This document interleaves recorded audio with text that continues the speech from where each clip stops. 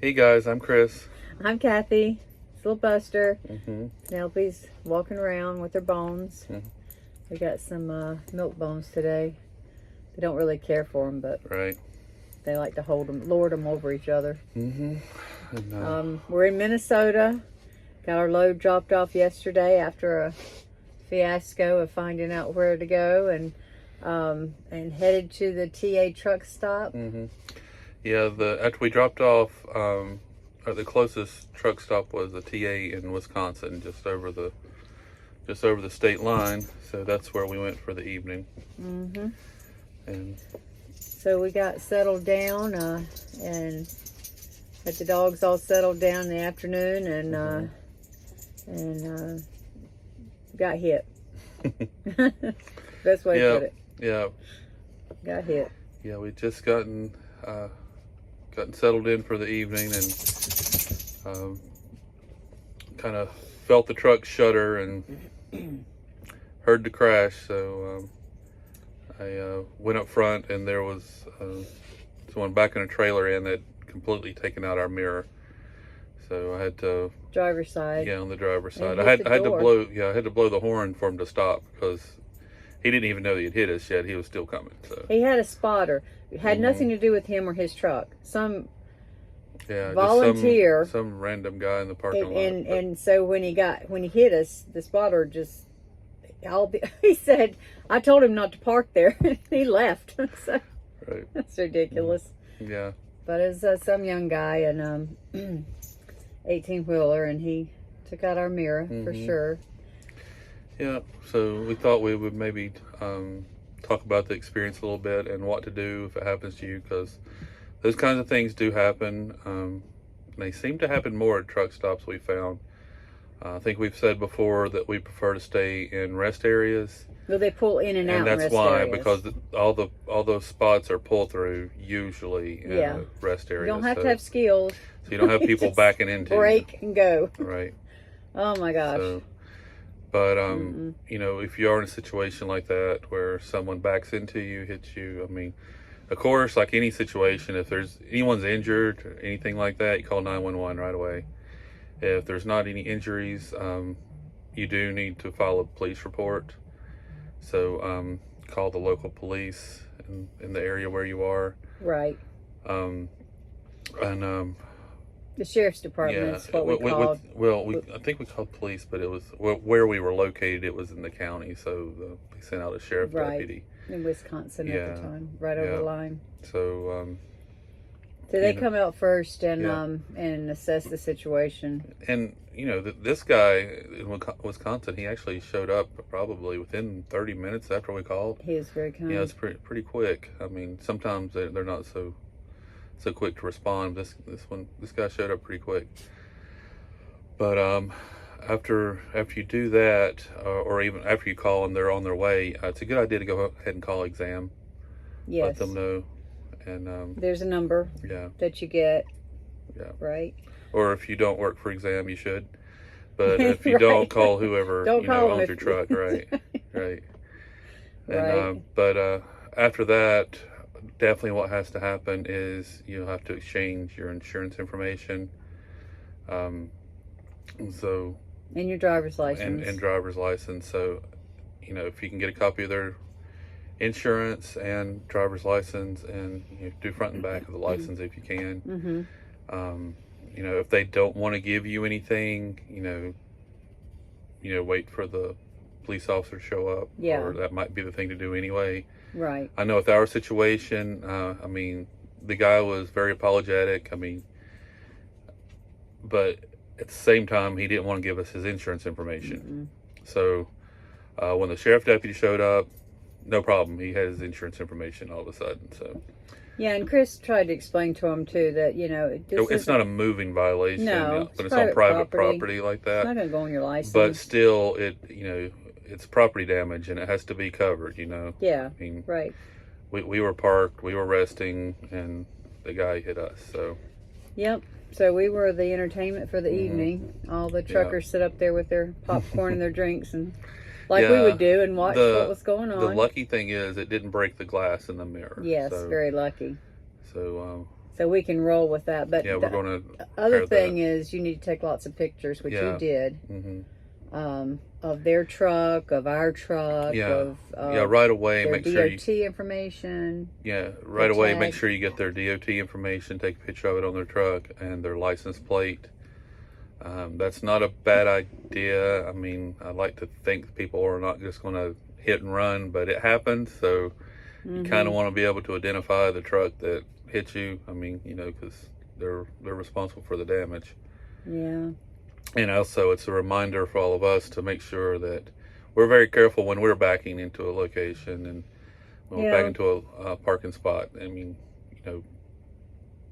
look at the spot before you start to back in there. See what the obstacles are. See what's in there. If you need somebody to spot you, get someone to spot you. Preferably your team driver, not just some random guy in the parking lot that's going to walk away later. I told him not to park there. Yeah, so. But we've been hit twice. One in was, 5 years. Yeah, one was just a minor damage on the front. On the fender, yeah. But I think it's because we stay at rest areas a lot too. Or we try to get an in spot, corner spot. And another thing that, both of the times that we've been hit, wasn't the same kind of truck stop, but it was an older truck stop. And a lot of the older truck stops have smaller parking lots. So they're a little tighter, a little harder to maneuver, a little harder to get in. And when you're in that situation, it's more likely, an accident can happen, Right. So just be aware. He was on the back because trying to get in the back, it was the last spot. And the others at the TA you pay for in Wisconsin. So it was like the last spot. Yeah, there was some reserve spots still available that were closer in. But I think he was beyond his skill a little bit. Yeah, those were pull-in spaces or pull-through spaces. But so... But you fixed it. Actually, very well. Yeah, I've got a little video of how we repaired it. Like I said, we're very lucky that it didn't break the glass. So we just had to basically tape it in place. So we might throw in a picture of the damage, what it looked like before, and then all the electrical works, everything works. Yeah, it could have been a lot worse. Yeah, exactly. That's the thing, and like the previous time before when someone backed into us, it was just the fender. It wasn't a headlight. So you're always lucky if it doesn't take out a headlight or, something that's required to drive, because that just shuts you down and you can't work. So, So you duct taped it up. Well, Gorilla taped it. Yeah. Don't think duct would have worked. I think it had to be the Gorilla. Well, Gorilla is, it is duct tape, but it's a little stronger. A little thicker. It really, I didn't know it could be fixed like that. It really was hanging. The pictures are rough. Yeah. But it looks, you don't even notice it really if you don't see the tape. I mean, it kind of blends in, Yeah, we purposely got the black tape so it's not as noticeable. So.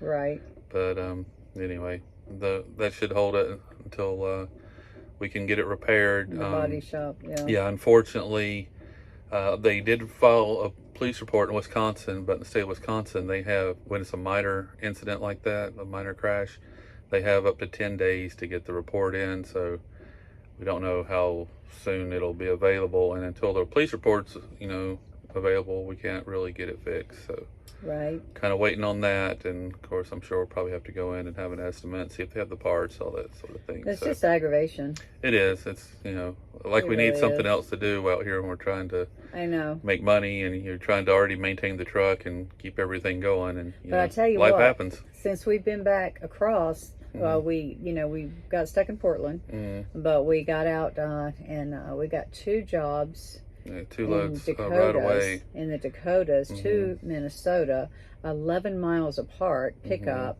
And we're waiting to Monday to pick up the other one. But as soon as we drop that one, we've got a day job that pays really well. We pick up another one that goes to JFK in New York. But we can do it.